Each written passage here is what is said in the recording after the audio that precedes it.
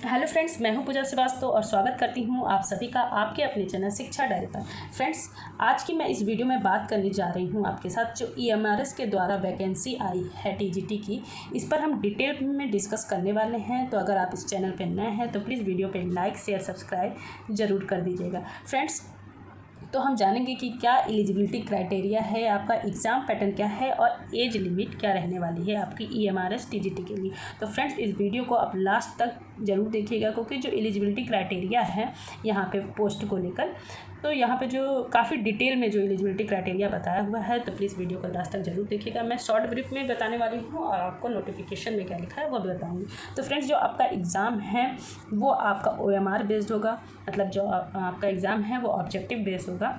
तो फर्स्ट में जो आपका रहेगा 120 मार्क्स के क्वेश्चन होंगे, ठीक है, और लैंग्वेज कॉम्पिटेंसी से आपके 30 मार्क्स के क्वेश्चन होंगे, जिसको पास करना अनिवार्य है, यानी ये क्वालिफाई करना जरूरी है। अगर आप ये क्वालिफाई नहीं करेंगे तो आगे आपकी कॉपी ही चेक नहीं होगी। तो चलिए फ्रेंड्स, नोटिफिकेशन में देख लेते हैं कौन कौन से सब्जेक्ट आपके एग्ज़ाम में होंगे। फ्रेंड्स, जैसा कि मैंने बताया कि जो आपका एग्ज़ाम पैटर्न रहने वाला है उसमें जो 120 मार्क्स का जो पेपर रहेगा वो ऑब्जेक्टिव बेस्ड है, यानी OMR बेस्ड रहने वाला है।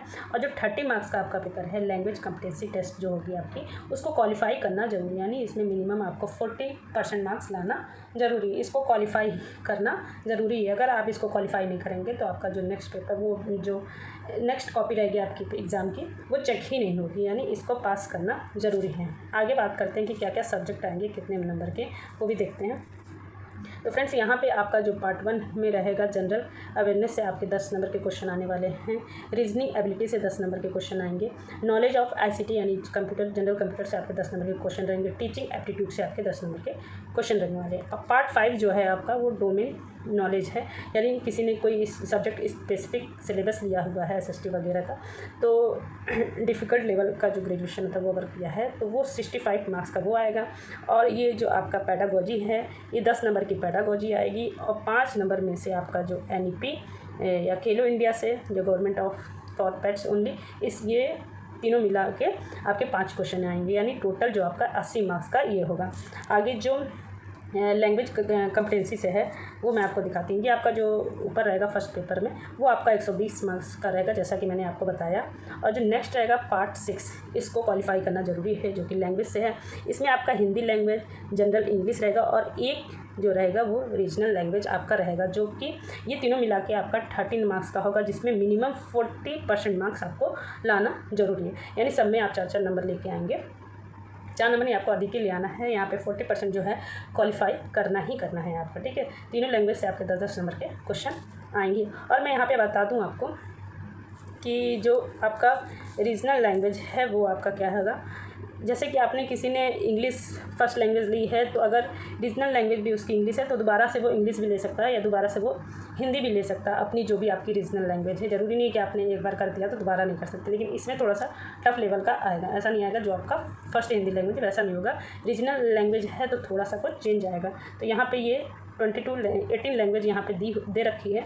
आप इसमें से कोई भी रीजनल लैंग्वेज जो आपकी है रहेगी वो आप यहाँ पे सेलेक्ट कर सकते हैं। चलिए, अब मैं आगे जो डिटेल सिलेबस है वो शॉर्ट ब्रीफ में आपसे बात करती हूँ। फ्रेंड्स, अगर मैं यहाँ पर बात करूँ सब्जेक्ट वाइज क्वालिफिकेशन की कि EMRS TGT वैकेंसी के लिए जिसने भी BA हिंदी या इंग्लिश से कर रखा है, तो यहाँ पे टर्म्स एंड कंडीशन क्या है कि as a subject in all the 3 years of degree course, यानी आपका अगर आपने BA हिंदी से कर रखा है तो आपका वो 3 साल होना चाहिए। अगर आपने BA इंग्लिश से कर रखा है तो आपका जो इंग्लिश है वो 3 साल होना चाहिए। ये यहाँ पे टर्म्स एंड कंडीशन है। और आपके पास BEd डिग्री होनी चाहिए और CTET पेपर 2 आपका क्वालिफाई होना चाहिए, ठीक है। आगे बात करने वाले हैं कि यहाँ पे जो TGT हिंदी इंग्लिश के लिए जो क्राइटेरिया दिया है वो मतलब यहाँ पे हिंदी इंग्लिश के लिए एक ही तरह का जो है क्राइटेरिया यहाँ पे दिया हुआ है। 3 साल आपका होना चाहिए ये सब्जेक्ट, 3 साल आपका ये सब्जेक्ट होना चाहिए। फ्रेंड्स, आगे देखते हैं कि मैथ के लिए क्या है। तो यहाँ पे मैथ के लिए दिया हुआ है जिसने भी क्या कहते हैं ग्रेजुएशन मैथ से कर रखा है, लेकिन यहाँ पे टर्म्स एंड कंडीशन ये है कि मैथ्स के साथ साथ आपका फिजिक्स भी होना चाहिए और यहाँ पे कंडीशन ये भी है, नोट करके यहाँ पे लिखा हुआ है कि आपका मैथ्स और फिजिक्स तो होना चाहिए, साथ ही साथ इसमें से भी कोई सब्जेक्ट होना चाहिए, यानी केमिस्ट्री, इलेक्ट्रॉनिक्स, कंप्यूटर साइंस या स्टैटिस्टिक्स, इनमें से भी कोई आपका एक सब्जेक्ट होना चाहिए। मैथ्स और फिजिक्स के साथ साथ इसका भी कॉम्बिनेशन होना चाहिए, तभी आप यहाँ पे EMRS TGT वैकेंसी के लिए आप एलिजिबल हैं। तो फ्रेंड्स, आप एलिजिबिलिटी एकदम ध्यान से समझिए और नोटिफिकेशन भी एक बार ज़रूर देखिएगा। फ्रेंड्स, आगे बात करते हैं TGT साइंस के लिए। तो यहाँ पे TGT साइंस के लिए दिया हुआ है जिसका भी कॉम्बिनेशन सब्जेक्ट है आपका बॉटनी, जूलॉजी और केमिस्ट्री, TGT साइंस है, तो वो यहाँ पे एलिजिबल है। लेकिन यहाँ पे जो इसने भी ऑनर्स कर रखा है उनके लिए थोड़ा सा यहाँ पे है किसी एक सब्जेक्ट से। लेकिन यहाँ पे एक और नोट में कर रखा है कि जिसने भी ऑनर्स कर रखा है ग्रेजुएशन, तो वहाँ पे 2 साल या 3 साल का आपका वो सब्जेक्ट होना चाहिए। फिर यहाँ बात करते हैं TGT साइंस के लिए। तो यहाँ पर TGT साइंस के लिए हिस्ट्री आपका BA होना चाहिए, साथ ही साथ या तो ज्योग्राफी या इकोनॉमिक्स या तो आपका पॉलिटिकल होना चाहिए।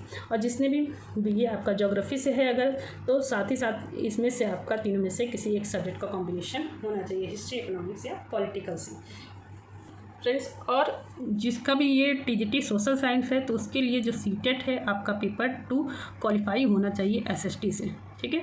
और साथ ही साथ B.Ed की डिग्री भी होनी चाहिए। लेकिन जिनका TGT मैथ्स से है तो आप जानते हैं कि जो CTET है पेपर 2 वो उनका मैथ्स साइंस से होना चाहिए, मैथ्स साइंस से होना चाहिए जिनका भी TGT मैथ्स से है, क्योंकि आपका यहाँ पे जो साइंस साइड से हो जाता है, इसलिए आपका जो CTET पेपर 2 है वो मैथ साइंस वाला जो है वो आपको क्वालिफाई होना चाहिए। साथ ही साथ B.Ed डिग्री होनी चाहिए आपकी। और जिसका भी TGT सोशल साइंस से है उसका यहाँ पे CTET पेपर 2 आपका SST क्वालिफाई होना चाहिए। यहाँ पे जो एज लिमिट है वो 35 ईयर्स दे रखी है नोटिफिकेशन में।